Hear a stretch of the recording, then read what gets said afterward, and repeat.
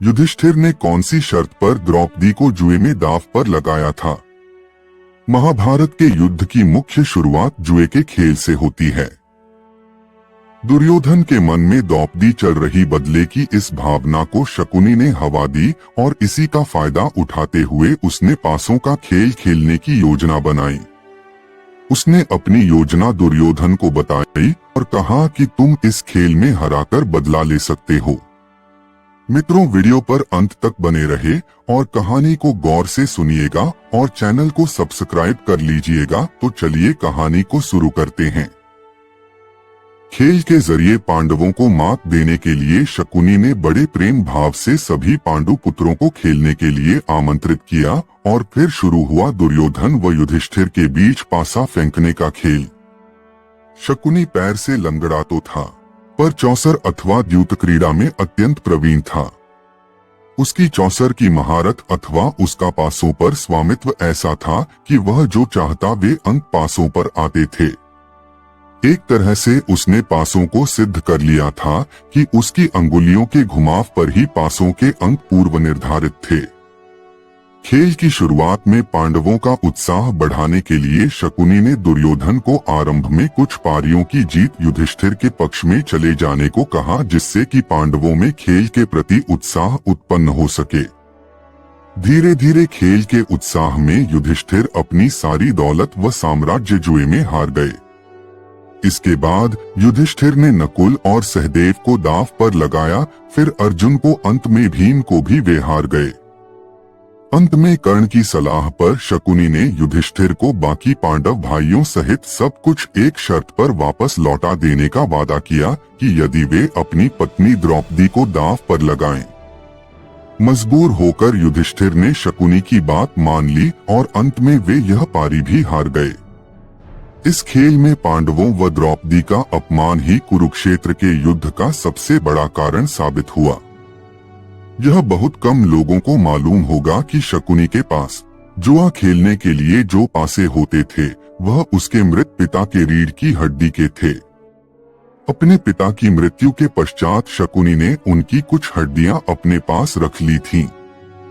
ऐसा भी कहा जाता है कि शकुनी के पासे में उसके पिता की आत्मा वास कर गई थी, जिसकी वजह से वह पासा शकुनी की ही बात मानता था।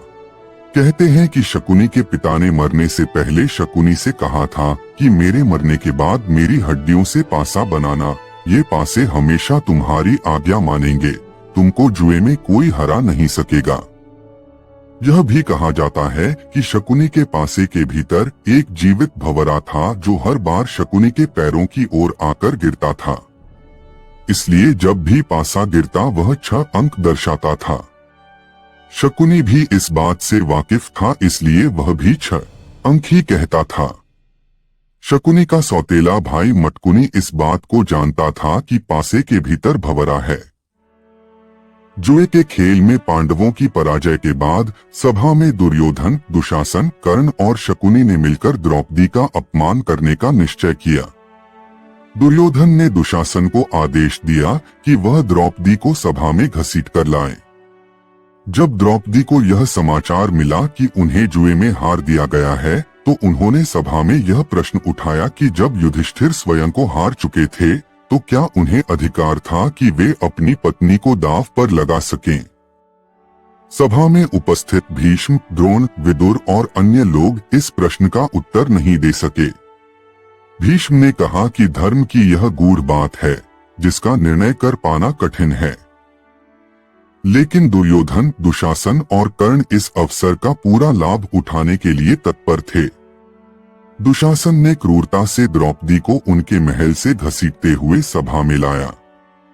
जब द्रौपदी ने सभी सभासदों से न्याय की गुहार लगाई तो कर्ण ने कहा कि द्रौपदी अब दासी बन चुकी हैं, इसलिए उनके लिए मर्यादा या सम्मान का कोई अर्थ नहीं रह जाता। दुर्योधन ने अपने भाई दुशासन को आदेश दिया कि वह द्रौपदी का वस्त्र हरण करे। दुशासन ने जैसे ही यह नीच कृत्य करना शुरू किया, द्रौपदी ने भगवान श्री कृष्ण को मन से पुकारा। श्री कृष्ण की कृपा से उनका वस्त्र अनंत रूप में बढ़ता गया, जिससे दुशासन थककर चूर हो गया, परंतु द्रौपदी का वस्त्र हरण नहीं हो सका। इस अपमानजनक घटना ने पांडवों के हृदय में प्रतिशोध की ज्वाला प्रज्वलित कर दी।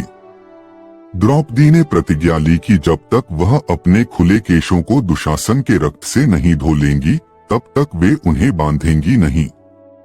भीम ने भी क्रोध में प्रतिज्ञा की कि वह दुशासन का वध करेंगे और दुर्योधन की जंघा तोड़ेंगे। इसके बाद धृतराष्ट्र को जब अपनी गलती का एहसास हुआ तो उन्होंने भयभीत होकर द्रौपदी से क्षमा मांगी और वरदान मांगने को कहा।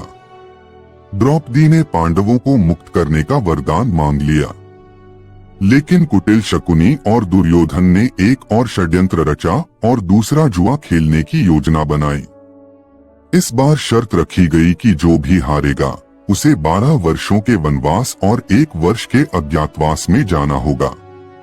युधिष्ठिर ने फिर से खेला और एक बार फिर शकुनी की कुटिलता से हार गए। इस प्रकार पांडवों को अपने राज्य, सम्मान और परिवार से वंचित कर वन में जाना पड़ा। यह घटना महाभारत युद्ध के बीज बोने वाली सिद्ध हुई, जिसने अंततः कुरुक्षेत्र के महासंग्राम को जन्म दिया, जहां अधर्म और अन्याय का अंत निश्चित था।